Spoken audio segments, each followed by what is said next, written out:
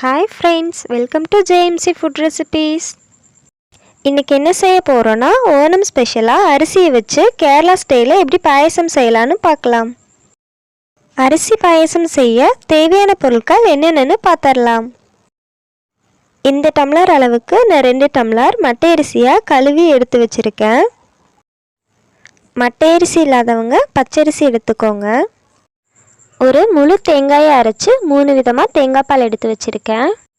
First தேங்காய் பால் அரைக்கும்போது தண்ணி கம்மியாக ஊற்றி கெட்டியாக தேங்காய் பால் அரைச்சி எடுத்துக்கலாம். செகண்ட் தேங்காய் பால் எடுக்கும்போது கொஞ்சம் தண்ணி ஜாஸ்தியாக ஆட் பண்ணி தேங்காய் பால் அரைச்சி எடுத்துருக்கேன். மூணாவது தேங்காய் பால் அரைக்கும்போது தண்ணி ஜாஸ்தியாகவே ஆட் பண்ணி தேங்காய் பால் நல்லா தண்ணியாக அரைச்சி எடுத்துக்கலாம்.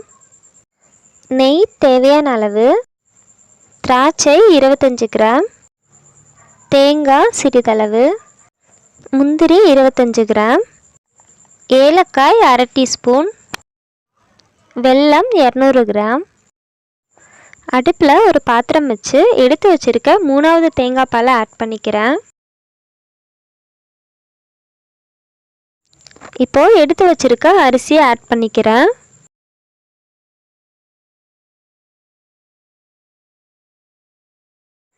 இது எல்லாத்தையும் சேர்த்து நல்லா கலந்து விட்டுக்கலாம். இப்போது குக்கரை மூடி வச்சுக்கிறேன். 4 விசில் விட்டு எடுத்துக்கலாம். இப்போது அடுப்பை ஆஃப் பண்ணிடலாம். விசில் போயிடுச்சு. இப்போ நம்ம ஓப்பன் பண்ணி பார்க்கலாம். அரிசி நல்லா மசிகிற அளவு வெந்து வந்துருச்சு. அடுப்பில் ஒரு பாத்திரம் வச்சுக்கிறேன்.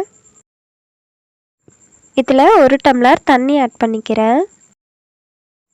இப்போது எடுத்து வச்சுருக்க 200 கிராம் வெல்லத்தை ஆட் பண்ணிக்கிறேன்.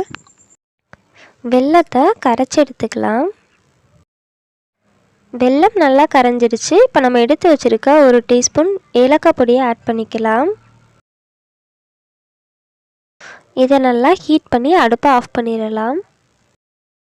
கரைச்சி வச்சுருக்க வெல்லத்தை வடிகட்டி எடுத்துக்கலாம்.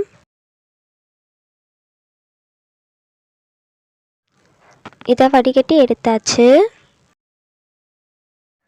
இப்போது அடுப்பில் ஒரு பாத்திரம் வச்சுக்கலாம்.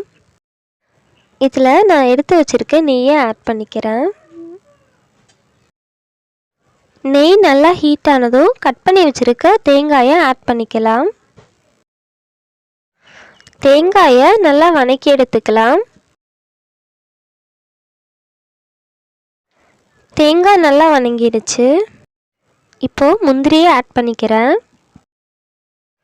இது கூடவே திராட்சையும் ஆட் பண்ணிக்கிறேன்.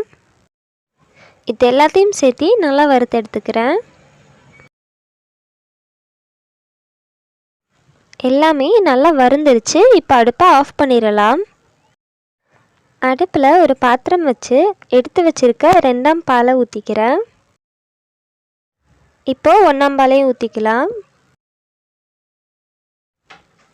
நெக்ஸ்ட்டு எடுத்து வச்சுருக்க வெல்லம் கரைசலை ஆட் பண்ணிக்கிறேன். எல்லாத்தையும் சேர்த்து நல்லா மிக்ஸ் பண்ணி விட்டுக்கிறேன். இப்போ வேக வச்சுருக்க அரிசியை ஆட் பண்ணிக்கலாம். அரிசியை வேக வச்சு எடுக்கும்போதே நல்லா கொலைய வேக வச்சு எடுத்துக்கோங்க. இதை வெள்ளைப்பாலில் ஆட் பண்ணும்போது வேகாது. அதனால நம்ம ஃபஸ்ட் வேக வைக்கும்போதே நல்லா வேக வச்சு எடுத்துக்கணும். இதில் தேங்காய் பால் சேர்த்து பண்ணியிருக்கனால கொதிக்க வைக்கக்கூடாது. கொதிக்க வச்சோம்னா தேங்காய் பால் பிரிஞ்சு போயிடும்.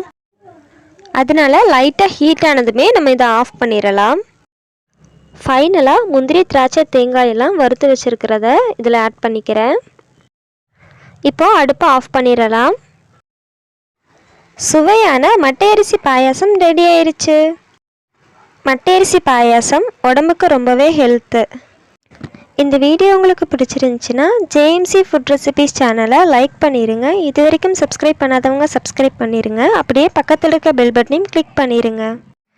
Okay, thank you friends.